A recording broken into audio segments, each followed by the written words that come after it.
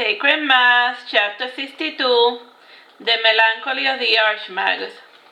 Helmer walked out of the restaurant with no target goal in sight, and he opened his arms to the sky and he flew up. This flight spell was unique to him, and he normally did not bother to fly too high because the air got too cold. And this time he tried to see how high he could fly. And then his son Allan made a big mistake of teleporting beside his father, and since Allan could not fly, he started to fall, falling like a rock. And his screaming did not help much for his father's nerves, and in the end Missy was the one who saved Allan from slashing against the ground.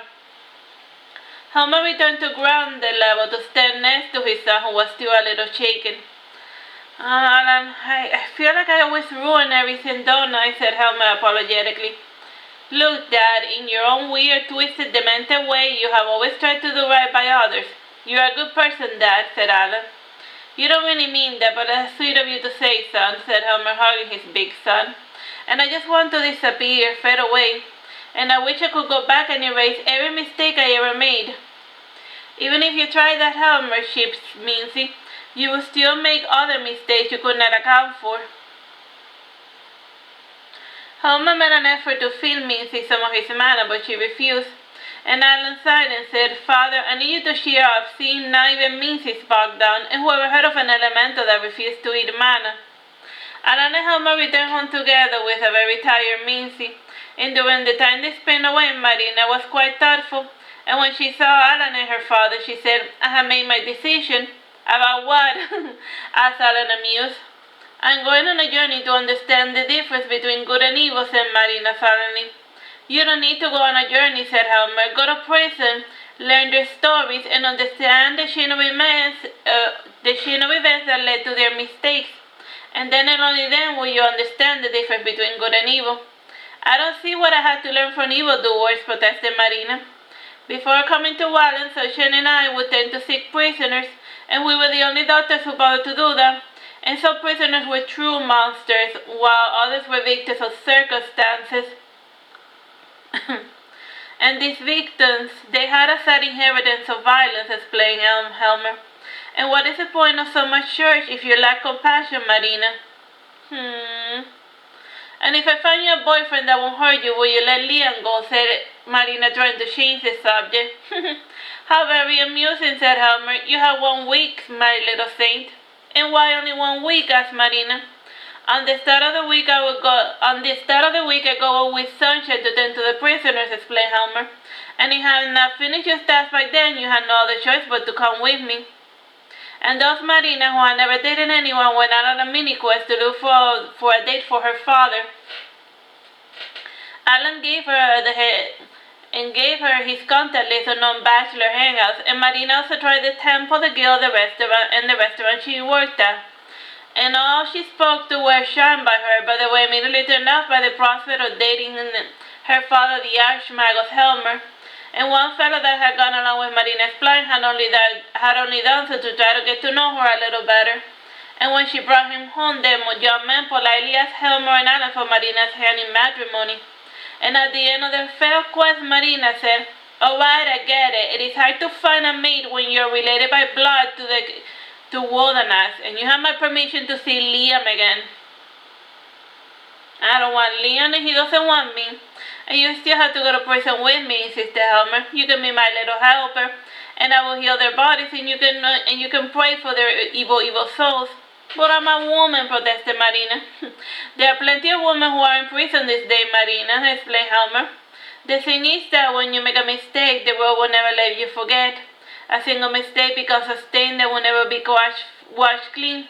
How is that fair? All of them are so self-righteous as if praying 1,000 rosaries made them immune to sin. Marina, I need your help. I appreciate the prayers, but there comes a time when you have to get off your lazy ass and home your poor father. What are you expecting for God to do all of the heavy lifting for you, eh? This conversation provided Marina plenty to think about, and if they hadn't gotten picked up by Eric, both of them would have been forced to steal to survive, and her life could have been so different. And she dismissed the stuff from her mind. Everything had happened the way it was supposed to be. Meditating on the past couldn't be shamed. Meditating on a path that couldn't be changed never helped anyone.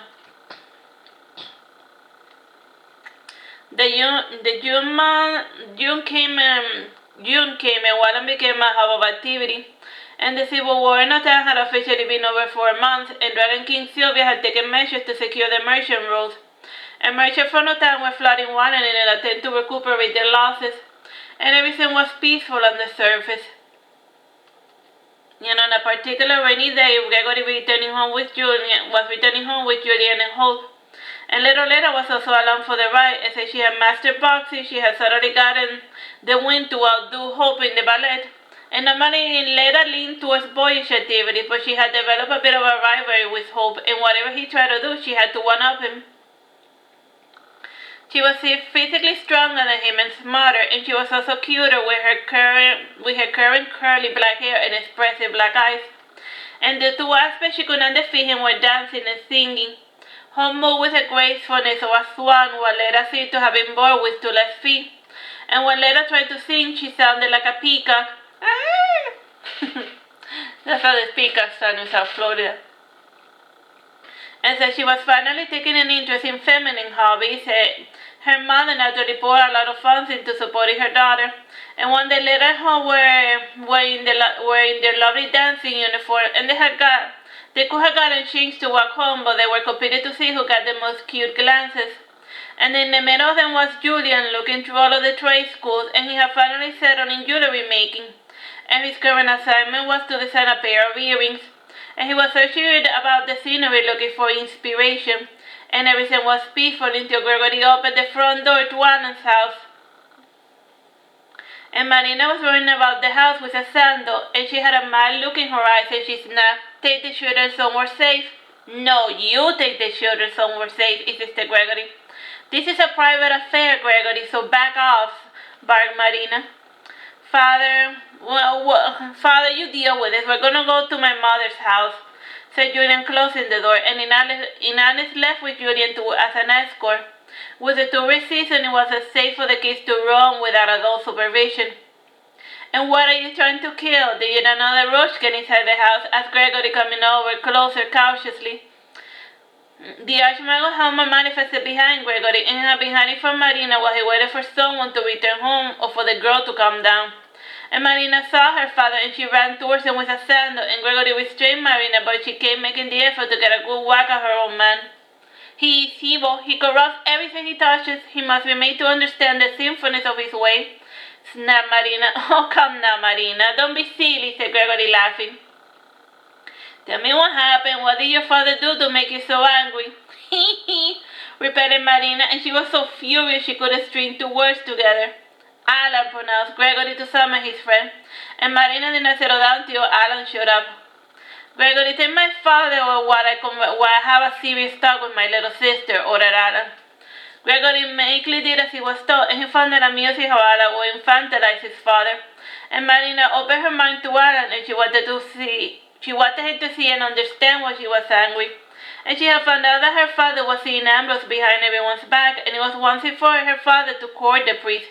It was another matter to have an audit of the confirmation of their union. And instead of confessing, Helmer was seeing his favorite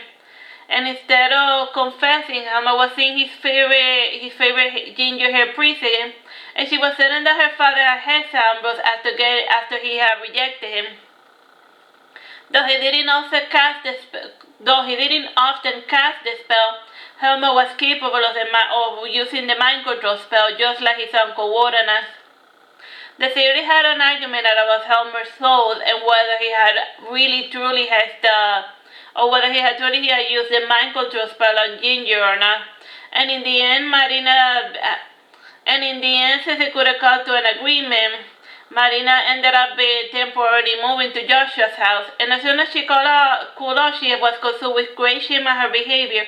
And for the time being, she could no longer face her father or her brother. Bye-bye.